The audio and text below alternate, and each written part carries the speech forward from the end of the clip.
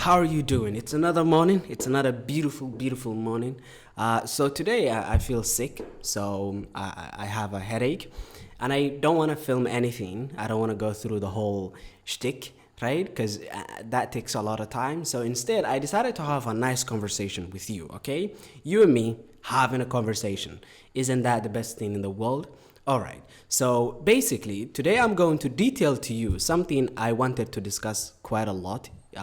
And something in fact I do discuss in a lot of my videos when I talk about protagonists. And you will notice that whenever I talk about protagonists of stories with, where the protagonist seems like a perfect angel, I, express my displeasure, okay? Well, today we're actually going to talk about what that is. That perfect protagonist, it actually exemplifies something called escapist fiction. Okay, it's not exclusive to the fantasy genre. There is nothing wrong with it, but today I'm going to show you, and today I'm going to detail to you how you can write this, how you can actually have the perfect Harry Potter.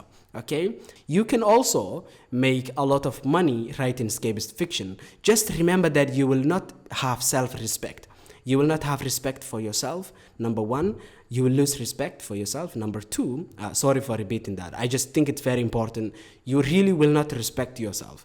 You will lose all perception of yourself as a someone who's doing art, right?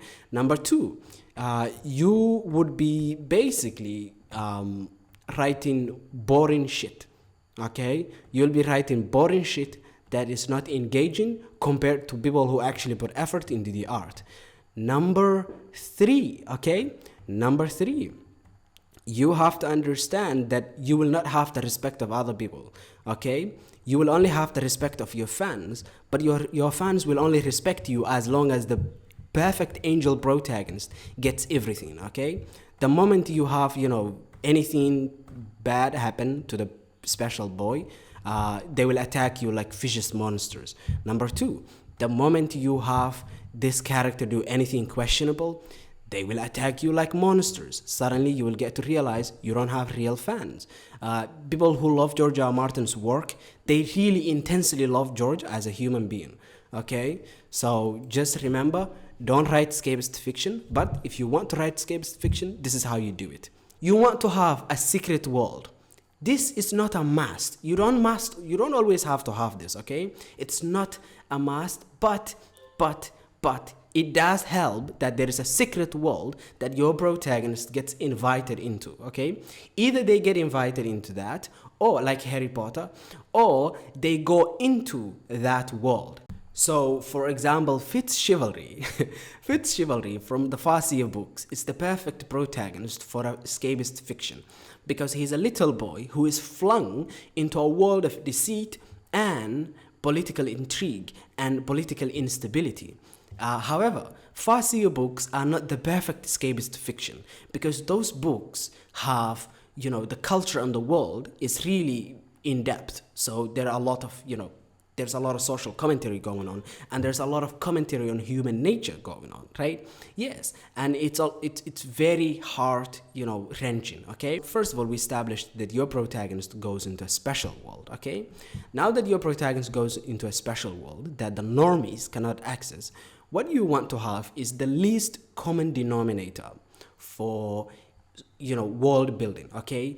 In other words, you don't want to have a world where there is a lot of complexity, okay? You don't want to have, like, for instance, if Fitzchivalry, the Farseer books, there is so much social complexity. This is why it's not a perfect escapist fiction, and this is why people respect it, because it's really deep stuff, okay? Yeah. But if you take a look at, something like Harry Potter, it's really all surface level.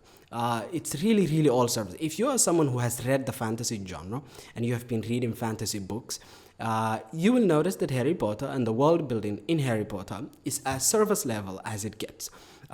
It really would not hold a candle to most stuff outside of it. It's very basic. So now we have established that the protagonist is a perfect little angel. What you want to do is have a world that is secret. Your protagonist gets invited into the secret world. Now, this secret world is not a controversial world. There is no controversy whatsoever. This will make sure that you can have the largest international global possible audience. Now, what you want to do is the next step. Make sure that the line between good people and bad people is as clear as you can possibly make it to be. Okay? You do not want to take the risk. You do not want to take the risk, okay, of having gray morality, okay? In no way should you have something like, in A Song of Ice and Fire, where you have the Starks and the Baratheons as well as the Lannisters. Of course, the Lannisters are the most evil. The Baratheons are sort of in the middle of this shtick. And then you have the Starks, which are generally your typical good guys, right? But a lot of morality in A Song of Ice and Fire is deeply, first of all, complex. So the world is deeply complex. Number two, it's not really treated as a special world, except with the White Walkers and beyond the Wall, where Jon Snow gets invited. George R. R. Martin understands his fantasy. This is why Jon Snow is one of the few characters that is evidently clear to be a good guy. Okay, because he's supposed to become a man, but also at the same time be a vehicle for the audience. You don't get to see this with Jaime Lannister, Tyrion Lannister, and all the other characters. Moving, on, you notice that the characters in A Song of Ice and Fire are not escapist perfect, okay? They are not the perfect characters for escapist fiction. Number two, the world building is not perfect for escapist fiction. Number three, you need to escape. That's why Escapist is in there. So you need to maybe have a special world. It's really not treated as a special, Ned Stark is in the world. He was born in this shit, okay? To him, this shit is business, okay? Yeah, there is nothing escapist about it. So basically, it's high literature. It's literature that demands your time. You cannot read A Song of Ice and Fire and just let your brain go to sleep. You have to put in the effort, okay? If you take a look at the Stormlight Archive, right, this really is not the perfect escapist fiction. The world building messes everything up because the world building makes the Stormlight Archive high literature. High literature basically demands your brain. You have to put effort into it. The Parshendi and the Alethi and the Dark Eyes, this shit is really deep, intense political situation. You cannot really just go to sleep and have it just take you and sweep you away. It's stuff that you have to be careful about because it's stuff that you have an opinion on, right? Yeah. So you don't want to make the mistake of having something like Tyrion Lannister. What you want to do is you want to have someone like Jon Snow or Harry Potter or Kaladin or Fitzchivalry, okay, or Aragorn from the OG, good guy, which is from Lord of the Rings. Moving on, the world building has to be milquetoast. Basically, you have to pander to the largest possible audience. So you have to write the least controversial stuff that you have ever written, okay? If you are putting together a sentence, it has to have a rainbow. Okay, you get it? That's what I'm talking about. So the fundamentals for escapist fiction are a protagonist who 100% is an angel.